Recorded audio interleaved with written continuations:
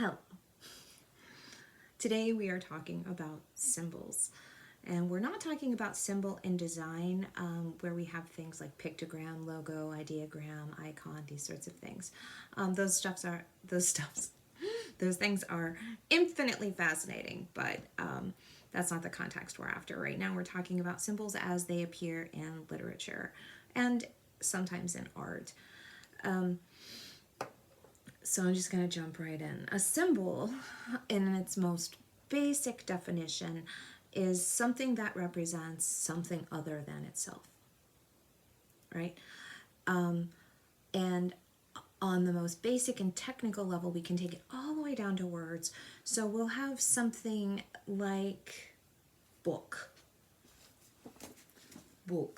right? Book. And when there's no inherent, or well, there is an inherent, there is no intrinsic connection between the sounds that form when we put the B-O-O-K together to come up with book and the actual object that is a book, right? Or libro, and whatever word you've got for book.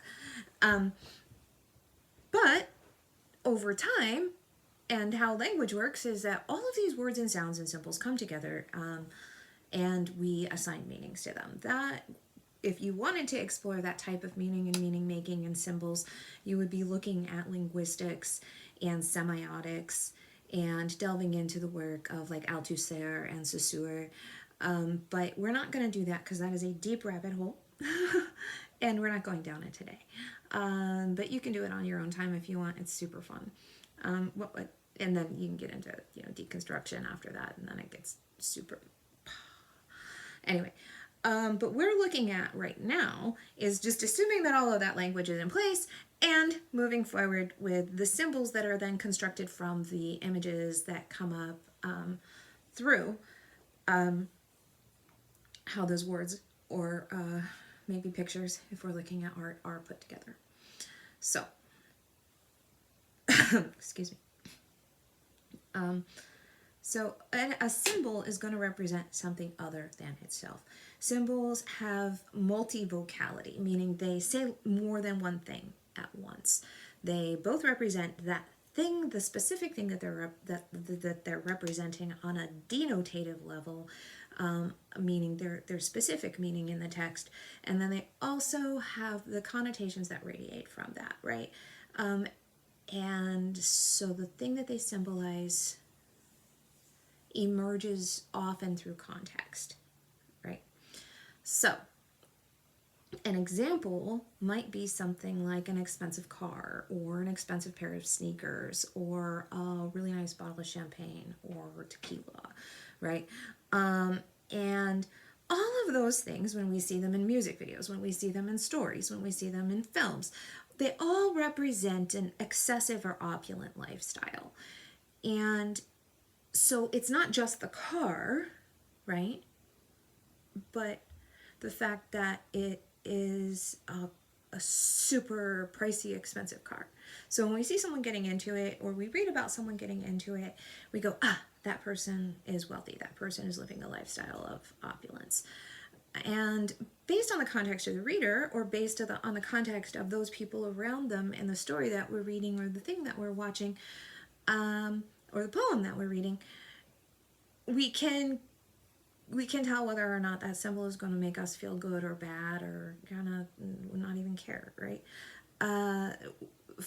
So it's just like, oh wow, this is someone we really admire, or wow, that person is a show off, right? So context also matters, and in that way, symbols are not just speaking denotative and connotatively in terms of their multivocality, but they're also speaking to various audiences, which makes that multivocality even bigger, more blossomy, if you will, right? So the meaning of a symbol is, for the most part, determined by its context. So I'm just going to list several different types of symbols and give you some examples if I can, and how they function. And hopefully this will give you some more language to add to your sort of lexicon of analytical terms. So A conventional symbol is it's something that has inherent meaning, meaning it's inherited, right? And it's sort of passed along or arrived at through a cultural context. So think of a convention, right? People don't just come together and go, "Oh, we have decided that this is going to mean this," and everyone in favor of this meaning the thing say aye, aye. The ayes have it. The convention says, but the kind of convention of people coming together and understanding that it symbolizes that over time establishes the meaning of the symbol. So we see this in simple things that are all around us all the time. It's a quick way to say a lot of things at once. For example, a handshake, right? A handshake, depending on the context, means a couple of things. It could mean I'm happy to meet you. It could also mean yes, we are making a deal. I will fulfill my end of that bargain. Yeah, let's shake on it, right? When it's not a plague, when we're not in the middle of a plague. Now we're like elbow bumping, right? And it's funny because the elbow bumping is also becoming a symbol, right? Also, these things can change, like how we greet each other is the symbolic meaning of like I'm happy to meet you, can change from context to context. So funny story, when I grew up in South Florida, I would upon meeting people, we kiss each other, like not or like kiss each other. Oh, it's so nice to meet you, mwah, mwah, right? And I moved to the Midwest. Oh my gosh, y'all do not kiss when you meet, right? Like, so I would meet someone and be like, oh, I'm so happy to meet you, and they'd be like, ah, and I was like, okay, so don't kiss people in the Midwest, just, and also not during a pandemic.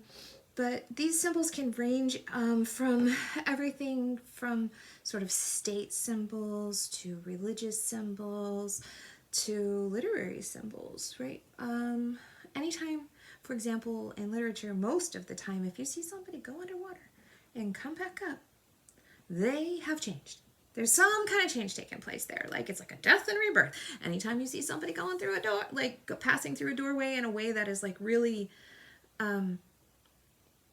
like when the author really focuses on it. There's a great scene in Buried Child by Sam Shepard where it's near the end, so it's not really a spoiler, where the son breaks through the screen door. And these moments are also often sort of associated with birth or with a becoming or with a change as well. So those are just some examples of conventional symbols. Now, there are accidental symbols. Now, that doesn't mean, whoops, I made a mistake and there a symbol fell out.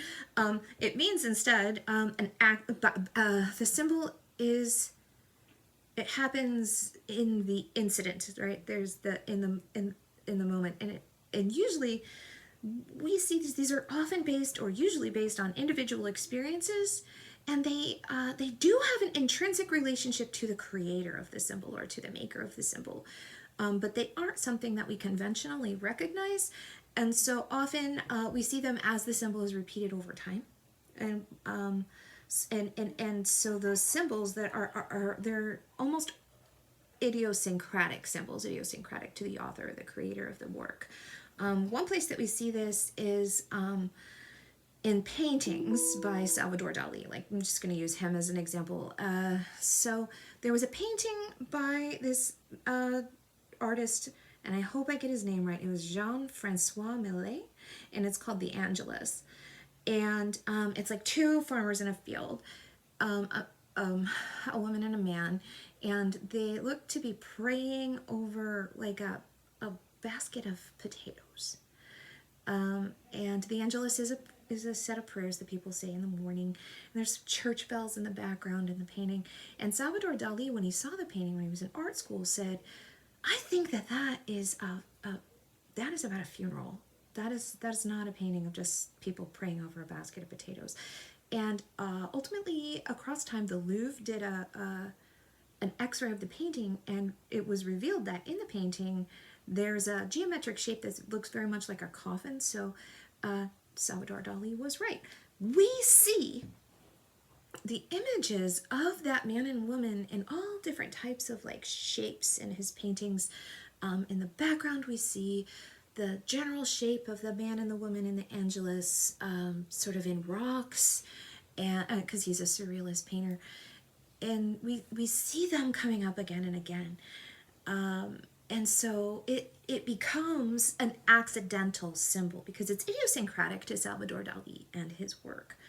I can say for myself as a poet, I'm not trying to dig into the poems that we're reading specifically in class because I'm trying to make this more sort of universal so I can use it again, and so maybe colleagues of mine can use it as well.